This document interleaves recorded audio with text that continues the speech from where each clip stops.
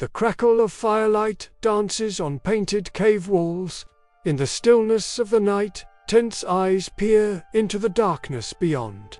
Across the plains, other humans wait, not prey, but rivals. This is the story of the first human conflicts, the clashes that shaped survival itself.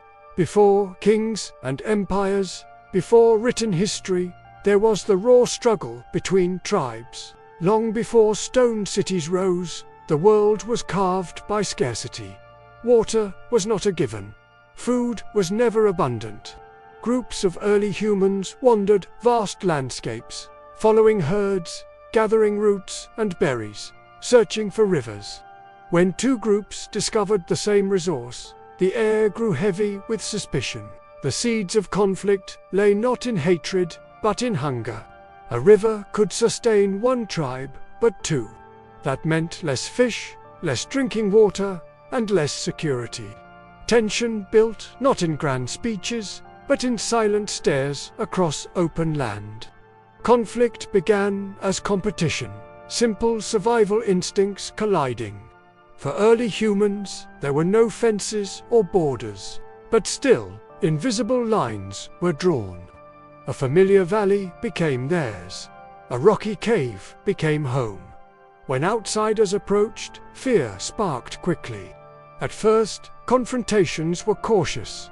Raised voices, aggressive gestures, displays of strength to drive rivals away.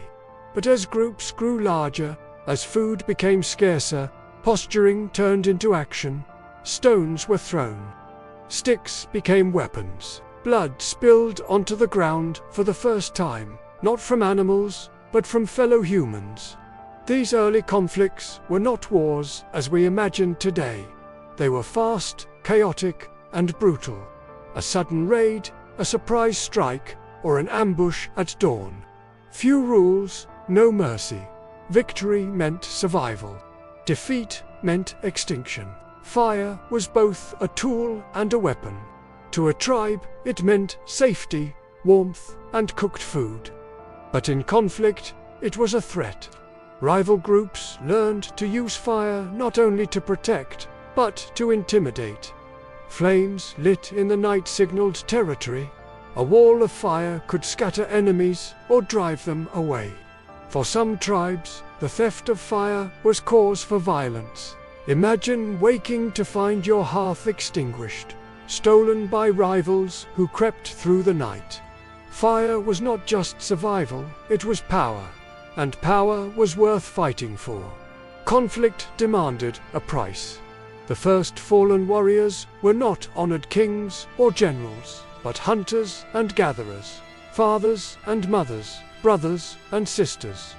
To lose one member was to weaken the entire tribe. A skilled hunter killed in battle meant fewer chances of survival in the next hunt. A mother struck down meant children left vulnerable. And yet, through grief, something new emerged. Memory, stories of those lost in conflict began to be told around the fire. Anger gave way to vengeance. Revenge became fuel, and violence spread from necessity to cycle. Over time, conflicts sharpened the minds of early humans. Raids turned into planned strikes.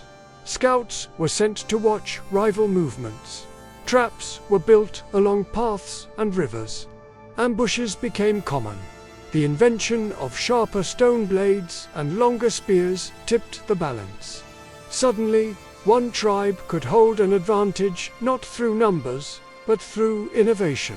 This was the birth of strategy, the realization that intelligence could win battles as much as strength.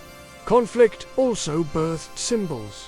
Tribes painted themselves with ochre, charcoal, and clay before confrontations, turning warriors into living spirits of intimidation. Shouts, chants, and rhythmic beats of wood against stone echoed across valleys before battle. These rituals were not only about fear, they united the tribe, giving them a shared identity. To stand together, marked with the same colors, was to declare, "We are one.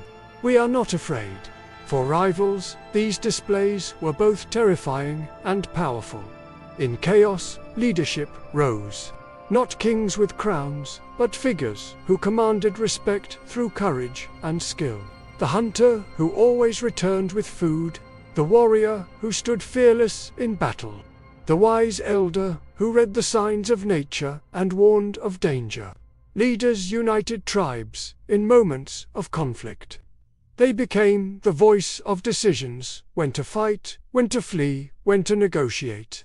And so, through necessity, the first sparks of organized leadership appeared. Victory in conflict was never clean.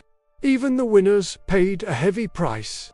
Bodies carried home, wounds that festered without medicine, scars that lasted a lifetime. Some tribes absorbed survivors of defeated groups, while others left none alive. The scars of these conflicts shaped culture itself. Songs of victory, tales of bravery, warnings of betrayal, all carried forward. Conflict did not only destroy, it forged memory, unity, and story. These first conflicts between tribes were more than struggles over food and water. They were the crucible in which humanity was hardened. From them came new tools, strategies, bonds, and leaders. But they also left behind shadows of fear and cycles of violence that echo into human history. The battles of early tribes were the blueprint of every war that followed.